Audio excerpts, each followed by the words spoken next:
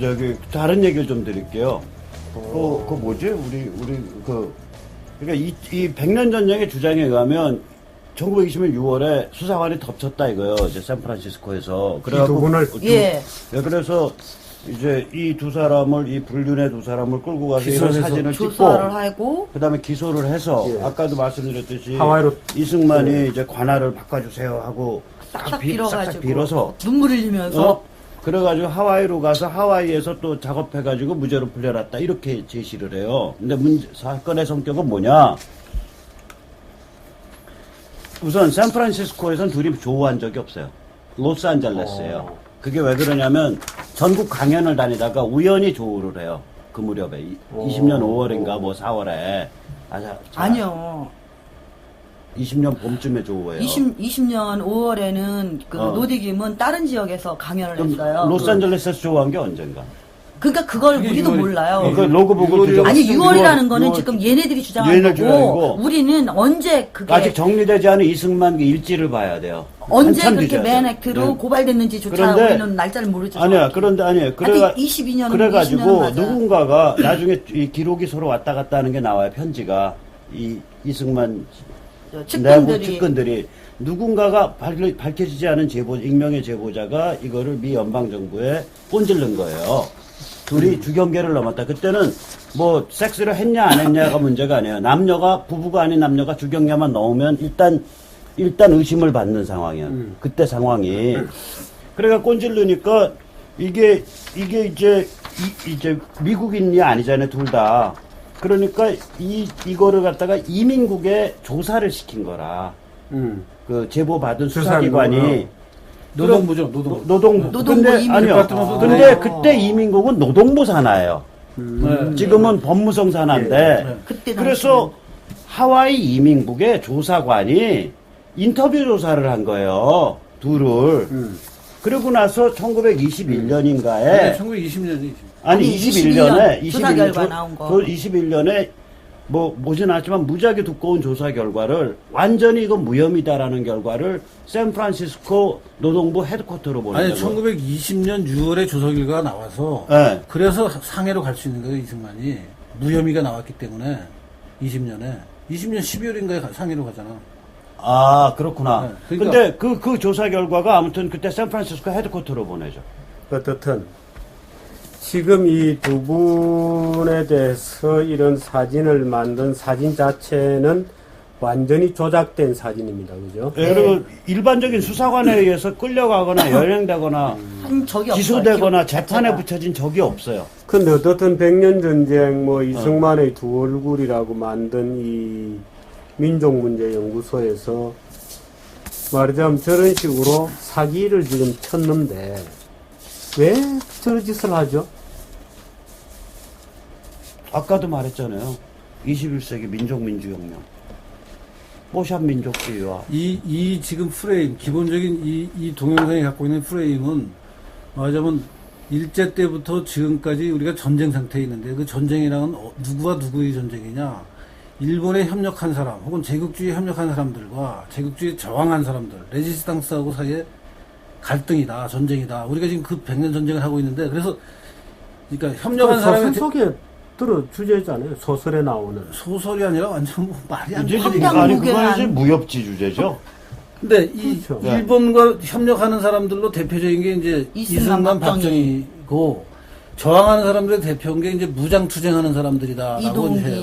뭐. 그래서 실제 이제 동영상에 보면 저 만주나 상해에서 무장투쟁 노선한 사람들이 얘기가 나오는데 이제 그거보다 한 걸음 더 들어가면 사실은 북한의 김일성이 무장투쟁 노선을 대표하는 거다라는 게 숨어 있는 거죠 지금. 친일파가 지배하는 나라고 무장투쟁만이 중요한 투쟁이었다라고 주장하는 게 바로 김일성주의의 핵심 명제잖아요. 또 그러니까 그 정말 기초 참- 핵심 명제를 딱 그 영상화시킨 거예요. 그러니까 이승만은 친일파고 예. 뭐 또 이저 대한민국은 친일파가 주도하는 친일파가 세운 나라고. 친일파가 그러니까 주도하고 있는 나라고. 이승만 대통령이 뭐 말하자면 이 저 독립 자금을 횡령을 했다. 네. 뭐 이런 얘기도 있다 그러대요. 많죠. 맞죠. 많죠. 그건 어떤 얘기입니까? 그거는 이제 하와이가 주로 이승만 대통령의 그 활동 배경인데 거기에서 이제 이승만 대통령이 지도자로 떠오르니까 그 이승만 대통령 후원하는 사람들이 돈을 모아서 이승만 대통령 당시 이제 지도자한테 여러 가지 제공을 하는데 상해 임정에서 이제 상해 임정이 구성이 되고 거기 이승만 대통령이 대통령으로 뽑히니까 초대 대통령이. 네, 초대. 이제 이승만 대통령한테 원하는 것 중에 여러 가지가 있지만 그 중에 가장 중요한 게 하와이를 비롯한 미주 교포들이 이승만 대통령을 지원하는 거를 상해 임시정부에 공식 자금으로 좀 활용하게 해달라라는 예. 게 이제 요청사항이고 그게 이제 뭐 제한된 자원을 가지고 여기저기 다 쓸 수 없으니까 상해 임시정부가 기대하는 것만큼 이승만 대통령이 지원을 못하는 걸 가지고 시비를 걸면서 돈을 띄어먹었네 아니네 뭐 온갖 얘기들이 나오기 시작해요. 그 하와이 안에서도 파벌이 있었나요? 아, 당연히 있었죠. 거기에 이제 박용만이라는 분이 있었는데, 그 박용만이라는 분이 이승만 대통령하고 그 감옥 생활을 같이 하던 아주 동지입니다. 근데 이제 그 하와이. 감옥이랑은 한성 감옥. 한성 감옥. 예. 근데 이승만 대통령이 하와이에 정착하기 2달 전에 박용만이 하와이에 먼저 갑니다. 그래서 이제 하와이 사회에서 서로 협력하면서 활동을 하는데, 박용만은 무장투쟁을 해야 된다는 생각을 하는 게 이제 강력해지고, 이승만 대통령은 지금 그 단계에서 1920년대 그 단계에서는 무장투쟁을 하는 것보다는 계몽운동을 해서 교민들의 역량을 높여야 된다라는 생각을 하는데 이제 그걸 가지고 노선투쟁이 많이 벌어지면서 그 지지자들 사이에 갈등이 많이 생기고 그 갈등하는 과정에 이제 서로 뭐 돈을 띄어먹으니 안 띄어먹으니 하는 싸움이 많이 생겨요. 그걸 이제 이 박용만 지지자들은 지금까지도 이승만이 횡령을 했다는데 사실은 이승만 대통령이 그때 그 활동했던 자금을 잘 관리해서 나중에는 그 돈을 가지고 인하대학교에 종잣돈이죠. 종잣돈이 되는 거죠. 그 돈이. 하와이 그 하와이 그 교회 쪽에 기독교. 아니 어쨌든 이승만 대통령이 예를 들어서 하야를 나중에 하게 되고 돌아가셨을 때 뭐 스위스에 숨겨놓은 돈이 많이 발견이 되고 했는데 그냥 하는 얘기였죠. 제가 그러면 이인수 박사님 양자림을 좀 밤에 납치를 해야겠다. 스위스에서 숨겨놓은 돈 어디서 물려받았습니까? 아니 그러니까요. 그러니까 제가 늘 네. 실제로 예를 들어서 말하자면 그 당시 제가 알고 있는 어떤 기록에 의하면 그 당시 레닌이 또 우리 독립자금을 일부 지원을 했는데 그건 기록에 그건 남아있어요. 실종됐죠. 아니요. 아니요. 40만 루블. 이동이가 이동희한테. 갖다 다 썼어요. 김립이 보내가지고 받아가지고 사실 이승만 대통령이 상해에 가잖아요. 임시정부 예. 20년 이제 겨울에 그랬다가 21년 5월에 오는데 그 가면서부터 계속 상해 임정에서 이제 분규가 생겨요. 예. 이 분규가 생기는데 가장 큰 원인은 임시정부가 돈이 없는데 그 레닌이 200만 루블을 이제 그러니까 지원해주겠다 해서 1차 금괴라 무거워서 예. 다 가지고 올 수가 없어서 60만 루블이었죠 처음에. 40만 루블. 이동희가 받은 건. 아니 그 60만 루블에서 이제 중간에 오면서 네. 무거우니까 이쪽 쪼개고 이쪽 쪼개고 해서 결국은 그 이동희 사람인 김립이라는 사람이 40만 루블을 갖고 다 써버려. 그리고 그 뒤에 한의건의를 또 보내죠. 근데 임정에는 하나도 안 준 거예요. 이게 이게 이동희 금괴 내다바의 사건입니다. 그쵸. 그래가지고 여기 이제 사건이 생기면서 이제 이동희가 네. 오히려 이승만을 네. 치면서 위임 청원했다고. 아니, 그러니까 얼마나 사실은- 멋있어. 로맨틱하잖아요. 아니, 그러니까 레닌으로 맡은 금괴를 슈킹한 거야. 근데 거죠. 나는 거기까지 이동희 팬인데. 아니 그러니까 그 아, 잠깐만요. 사건을 가지고 지금 거꾸로 얘기하는 거죠. 아니요, 아니요, 그건 그 아니고. 사건이 아니에요. 이동희라는 인물 재밌어야 돼. 그 사건 전혀 다른 사건이에요. 아니 지금 하와이 사건이니까 그거 먼저 얘기할게요. 이 하와이에서 아니, 돈을 횡령했다는 얘기예요. 횡령 사건이. 예. 그런데 이게 이승만 박사가 이제 1913년에 하와이 정착을 해서 예. 거기에서 이미 그 하와이에 있는 감리교 재단에서 우리 중국인, 일본인, 한국 사람들을 모아서 교육시키는 교육기관이 있거든요. 이걸 이승만 박사한테 맡아서 좀 해달라. 이제 이 박사가 그래서 그 학교를 운영을 해요.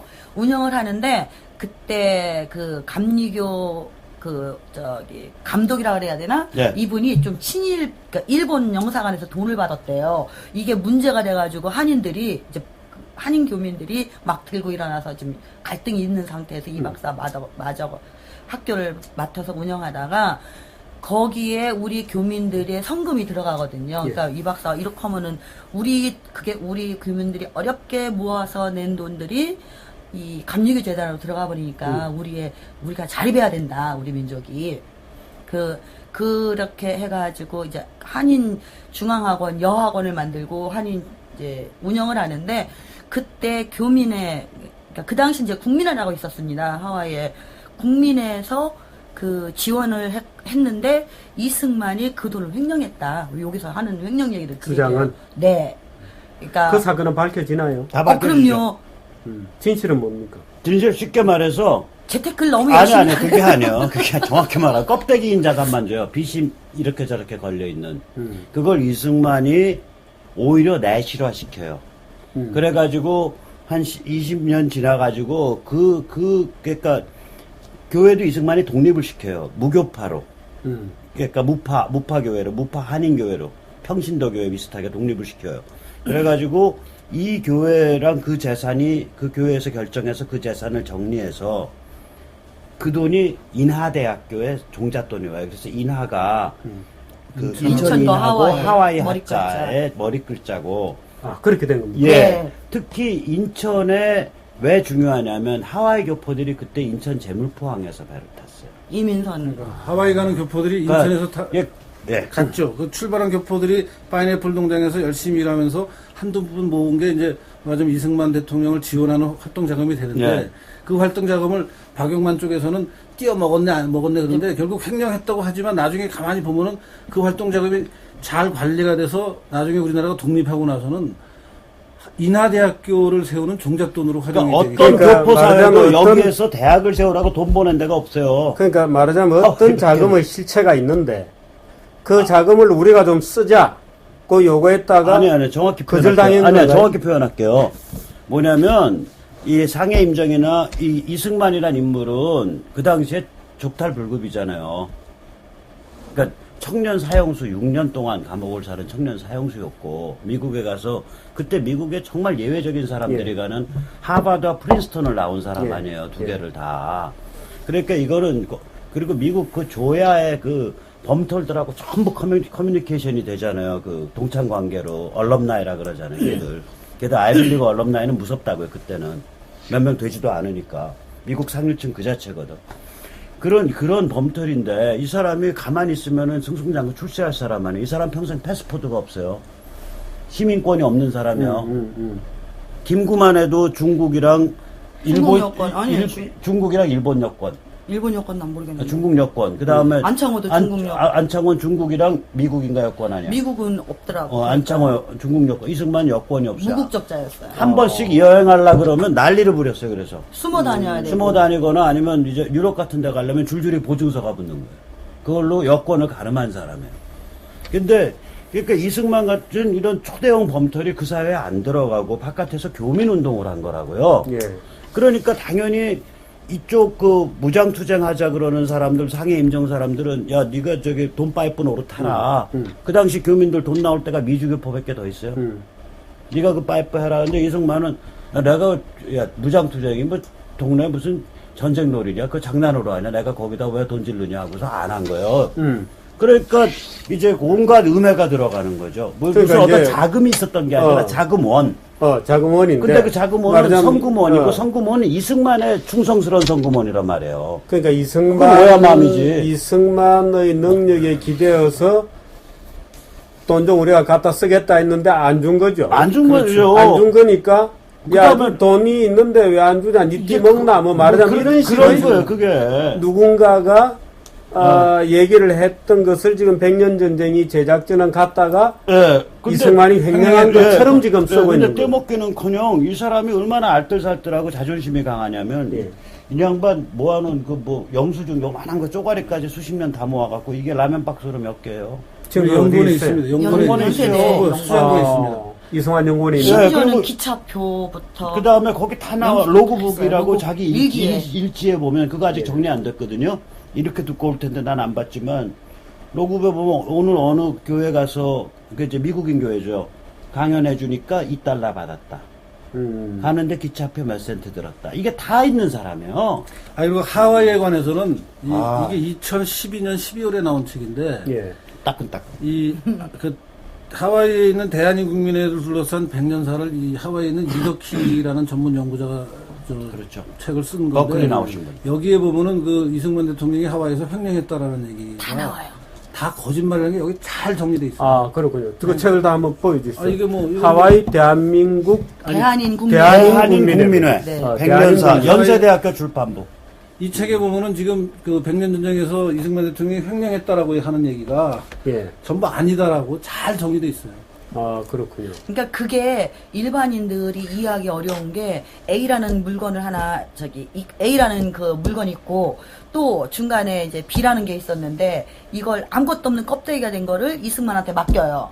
그러니까 그러면 이승만은 그 A라는 물건을 맡아서 이걸 운영을 해야 되는데 돈이 없잖아요. 그러니까 이걸 갖다가 저당을 잡혀서 일단 그 돈을 만들어가지고 그놈 갖고 이 A라는 물건을 수리도 하고 뭐 집도 짓고 키워, 이제 집도 학교도 짓고 운영하고 그러면 학생들. 성금 계속 모아서 그런데 내시경을 여기서 시킨다고. 보면 백년전쟁에서 보면은 그거를 대출을 받아서 이승만이 먹은 것처럼 얘기를 해버려요. 전혀. 개인이 아, 착복한 것처럼. 그랬으면 하와이 교민들이 근데 이승만을 이승만은 이렇게 그렇게 믿어요? 해서 그 돈 갖고 이거를 메꿔서 또 수리를 말하자면 하고. 내가 좀 쓴다 달라 하는데 안 준 거군요. 네, 그거예요. 그러니까 안 준 이유가 그러고 잘 생각하셔야 되는 게 이제 주로 무장투쟁하는 사람들하고 갈등이 예. 있는데 그 당시 1920년대에 일본이랑 무장투쟁을 하겠다. 무장투쟁에 필요한 훈련을 하겠다라고 하와이에서 박용만이라는 분이 이제 주장을 산넘어 하는데 병학교를 설립을 해요. 그래서 사실은 군사 교육을 하는 학교를 설립을 합니다. 박용만이라는 분이 하와이에서 하와이에서. 근데 그 당시 하와이라는 게 미국의 영토고 우리 교포가 거기 파인애플 농장에 노동 이민을 간 셈인데 농장주는 대부분 일본인이고. 농장주는 쿠리로 간 거죠. 어. 네. 그런 상황에서 이제 말하자면 무장투쟁에 필요한 요새로 치면 알카에다가 군사훈련하는 것 같은 이제 어떤 기지를 하와이에 만들겠다는 게 박용만의 이제 생각이에요. 이승만이 보고 이거는 불가능하다. 이렇게 갈 수 없다. 독립운동이. 차라리 교육운동, 계몽운동, 언론운동으로 가야 된다라는 생각을 하면서 노선 갈등이 생겨요. 근데 이제 계속해서 이 박용만이 그 주장을 하다가 잘 안 되니까. 왜냐면 미국 당국이 어떻게 자기네 영토 안에서 군사훈련하는 걸 묵인할 수 있겠습니까? 불가능한 얘기죠. 밀리샤 조직 못 만들게 하죠. 어떻게 군대 조직을 거기서. 그러니까 이제 이 사람이 블라디보스토크로 나중에 가버려요, 그냥.